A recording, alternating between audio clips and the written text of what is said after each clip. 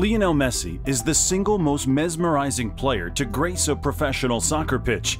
His prime was unlike any other before him as he smashed goal-scoring records and created chances at an equally impressive rate. The definition of a triple threat in soccer with his dribble, shoot, pass unpredictability terrorized opposition players and fans for over a decade. The speed, both physically and mentally, at which he performed any action to the highest level of quality guaranteed every game would add a few more clips to the highlight reel. Some games he could drift, play simple, and just wait for his chance to score. It was as if the other team forgot he was on the pitch, like his demeanor never wanting to be the star. The game came to him, and he achieved everything it had to offer. His career started out as rocky as it ended, but those years in between at FC Barcelona will never be seen again. So just how good was Leo Messi in his prime? And what made him so unique that his achievements will never be replicated again? Lionel Andres Messi grew up in a suburb of the inland city of Rosario on the banks of the Parana River. Footage circulates online of his early years darting around in the black and red of the Newell's Old Boys youth team kit on small sandy pitches. As the football talent production line was on par with a Western European country, it was an obvious place for scouts to roam the top club's facilities looking for the next Maradona. Famously, FC Barcelona scouts were in the area and attended a game of the young Lionel just before he turned 13 years old. The family were asked to fly out to Barcelona to see how he would look playing against kids in their academy. The club took their time over some concerns about his long-term health, which had been uncovered by FC Barcelona in all their health checks. Messi was able to move to Barcelona at that age because he had a Spanish passport from his family, but he would require medical attention due to a growth hormone deficiency that needed expensive medical treatment that the Catalan club would have to pay for. So things were not so straightforward, as there could have been complications with this treatment. Regardless, FC Barcelona famously signed a napkin stating their intention to sign Leo despite their initial hesitation, and the rest was history. Messi moved to Barcelona with his dad before the rest of his family joined.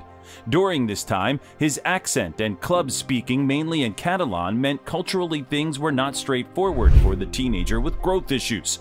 Surely this shaped his shy personality and must have suggested to his teammates that he wasn't Barcelona material. After a brief registration issue, he was eventually given the green light to play in the Cadet A youth team in February 2002. Astonishingly, 18 months later, he would get his first game for the full first team in a friendly for FC Barcelona versus Porto. This unprecedented rise saw him play for 4 different youth teams in this spell before joining the adult C and B teams the next season to get minutes. A year passed, and the first-team players pestered then first-team manager Frank Rijkaard to give the kid a chance. So on the 16th of October 2004, Messi became the youngest Barcelona player to play in an official game 3 months and 22 days after turning 17. With Brazilian legend and his idol Ronaldinho taking up the left wing spot, Messi was used almost exclusively on the right wing to get him to cut inside on his left foot. This would force a young Leo to connect with players infield instead of being caught up in 1v1 duels on the left wing. FC Barcelona had just spent heavily on bringing in Samuel Eto'o and Deco that summer, as well as adding experienced pro Henrik Larsson to the forward line. Messi did not end up playing many minutes after that first foray, as the club went on to win the league that season. In his second year with the first team, Leo got heavier usage through an incredible 14-game win streak in La Liga before hitting the wall with an injury. He didn't play again in the league in 2006, but the team went on to win the league again anyway. Despite only playing in the group stages of the Champions League due to his injury, Messi won the medal when FC Barcelona saw off Arsenal in the final, symbolizing their peak under Rijkaard. The following season saw a tie in points with Real Madrid at the top of La Liga. FC Barcelona had a much better goal difference, but the contest was determined by head-to-head that favored the Madridistas. A paltry 76 points that year was a sign that cracks were beginning to show, as Rijkaard was given one more year to right the ship. The next year saw a dismal third-place finish topped off with a 4-1 loss to Real just before the end of the season that meant the end for the Dutch manager. Messi had not really hit full stride yet and had picked up niggling injuries throughout the management of Rijkaard, but the experience had served him well. Pep Guardiola was brought in to take over the club and bring it back to its Catalan roots. Ronaldinho and Deco were shipped out to clear out room for Messi, Iniesta, Xavi, Thiago, and Busquets in more central roles.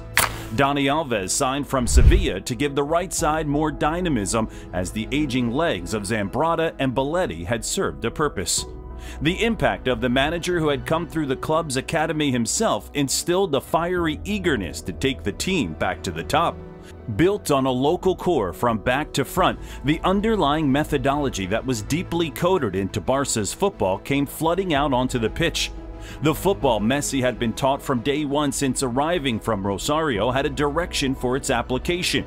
Teammates around him that could play on his level tactically meant that they were closer to him technically and physically than any other player in the world could be. He had all the pieces around him to make the most of his talents, and this is why the club knew he was the perfect player for them as a 12-year-old in Argentina. That first season was a whirlwind of football that saw the start of prime years of Leo Messi's career. The club stayed top of La Liga from the beginning of November, smashing Real Madrid home and away with an incredible 6-2 win at the Bernabeu. Messi scored 2, receiving both assists from Xavi, who racked up his 23rd assist of the season in that game. The team didn't need to win again for the next 4 games, and Messi was rested, sitting on 36 goal involvements in just 31 games in the league. The breakout season for Leo was not over yet though, as Pep's team famously obliterated Manchester United and a certain Cristiano Ronaldo in the Champions League final that year in Rome. Going down as one of the greatest single performances by a team in football history, Leo had added 13 goal involvements to 12 Champions League matches that campaign. He would go on to lift the Ballon d'Or for the first time that season. As inevitable as it was, Pep Guardiola's influence on him created the environment that made it possible for him to win the greatest individual award in soccer. Not everything was perfect for Leo during this euphoric period at Barcelona. Time spent away with his national team had seen some unsavory reactions from onlooking fans in Argentina.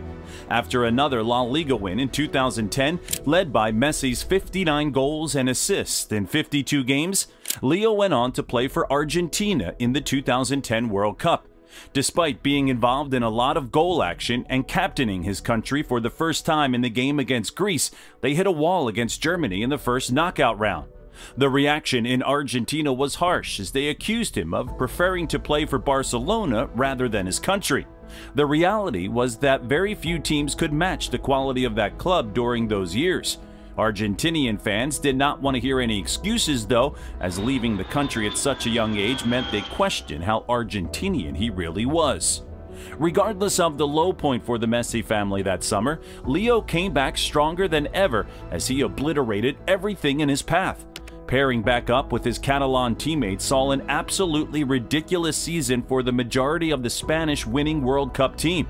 Only losing 5 games in all competitions saw them take the Champions League again with another breathtaking win versus Manchester United.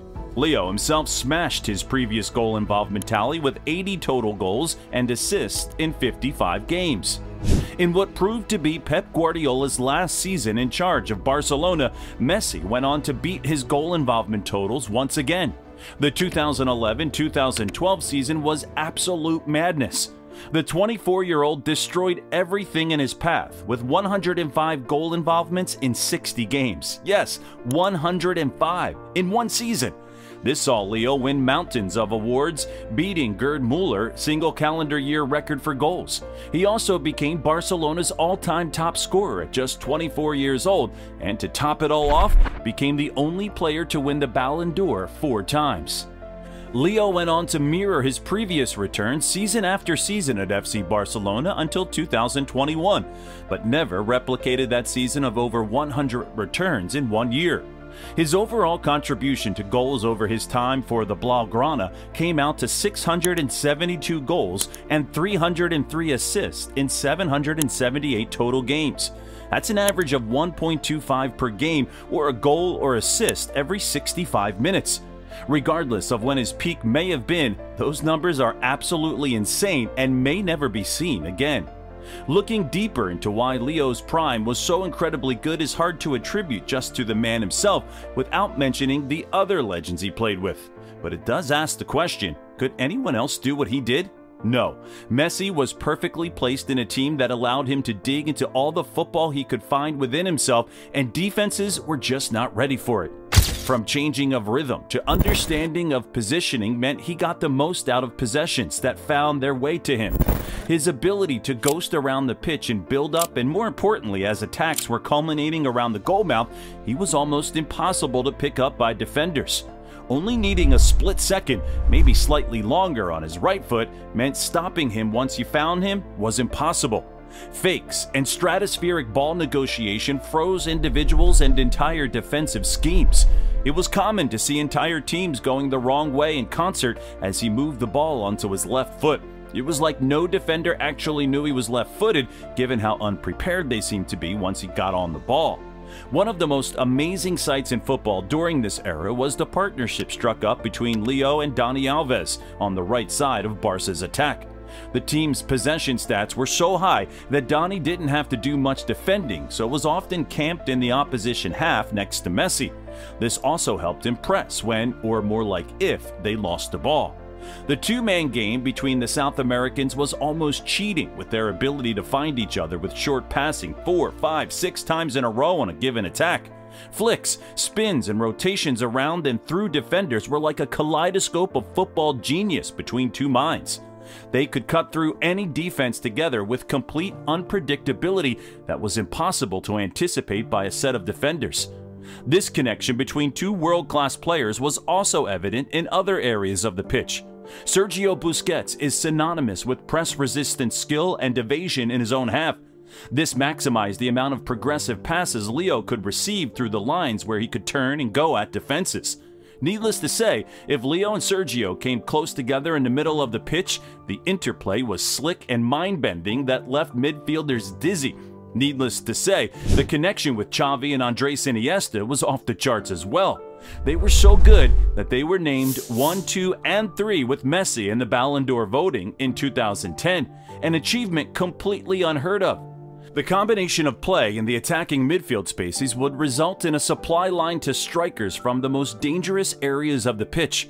Statistically, the most effective area to supply strikers to result in the highest expected goals comes from directly at the top of the box. During their years together, small, sharp passing that became known as tiki-taka would result in short passes slid into strikers in close quarters to center backs. These short passes were just more accurate than longer direct passes, and the proximity of attackers were on hand to press if a defender intervened. This would create a secondary attack or counter-press, where the chaos could be just as dangerous as a beautifully designed passing move. A backup to this would be a short pass out to wingers or wingbacks that held the width, who could play a short pass across the goal to the striker who struggled to receive the primary pass from the top of the box. Many football fans, coaches, and opposition players at the time would see this as pretty football for the sake of it. But statistically, this was the way to create the best quality chances while also protecting against counterattacks. This Barcelona-specific methodology has been carried on by Pep Guardiola as he moved to Germany and the Premier League. It's also one of the key reasons behind Leo Messi's success as a player, because on top of this, he could shoot from distance. That meant defenses had to try and stop that at the same time. If pressure came to close down Messi at the top of the box, he could dribble in short spaces unlike any player in history. His explosive acceleration could get a yard from anyone in seconds, which brought a chance to create interplay to set up someone else or create a quick shot for himself. There was no answer for him, and the better players they put around him, the more his game flourished. Jordi Alba joined Barcelona from Valencia to take over at left wing-back that saw Messi adopt a cross-field pass with his left foot to the rampaging Barcelona local. This relationship became similar to Dani Alves as Messi moved in field, as Jordi had a sixth sense for finding Leo in the box after receiving a ball from him out wide. These extended 1-2s opened up that entire side of the pitch to Messi's wizardry and gave them years of goals from that addition to the squad as Messi matured. Another later development came in trying to replace the aging strike force around Leo. Brazilian wonder kid Neymar arrived from Santos in 2013 and Luis Suarez joined from Liverpool in 2014. From that moment, the three played a total of 450 games for Barcelona and amassed an incredible sum of 537 goals and assists between them. Needless to say, this will go down as one of the greatest trios in world football, as they complemented each other perfectly. Leo always needed a striker that could read his intentions, combine with his quality, and fight through tough situations, and the Uruguayan was perfect. The South American trinity was capped off by the wonderful Neymar, who inherited a combination of all the Brazilian football legends that came before him. The attention he drew over to the left wing opened up space to everyone else, while likewise, the gravity of Messi on the other side worked wonders for him. Unfortunately, the three were torn apart too early as an unprecedented offer from Paris Saint-Germain of €222 million saw Neymar head to Ligue 1. The peak years of Leo Messi came to an end around 2020, when the club struggled to replace genius midfielders like Xavi and Iniesta. FC Barcelona started to go through some financial issues caused by mismanagement of their rise to the top of world football. Real Madrid started to bring in real talents to build on the signing of Portuguese legend Cristiano Ronaldo. With Varane and Modric added to a world-class team, Real went on to win the Champions League 3 times in a row later in the 20-teens. Ronaldo went on to push Leo for Ballon d'Or trophies, as they both had 5 wins each by 2018 before Cristiano moved on to Italy. Times were tough during this period of uncertainty at the club, but Leo still had a lot to offer. Messi's club career saw him playing alongside some of the greatest players in their positions, where his career for his country was more of a process that took over a decade to put together. A series of managers took a pop at shaping the team around Leo, even the godlike figure of Diego Maradona. But it wasn't until Lionel Scaloni took over the team that an air of calm flowed through the Argentinian camp. He took on the captain's armband going into the 2022 World Cup in Qatar. Amazingly, they lost the first game of the tournament against Saudi Arabia, and old seeds of doubt crept in.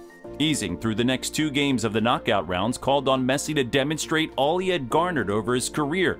With an inexperienced team around him, this was Prime Messi in terms of mentality.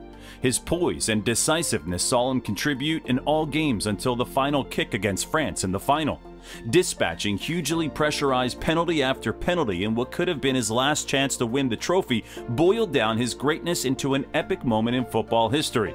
Leo Messi was finally crowned the GOAT after winning the World Cup for Argentina, seeing off a heroic effort from previous winners France and an almost unstoppable Kylian Mbappe.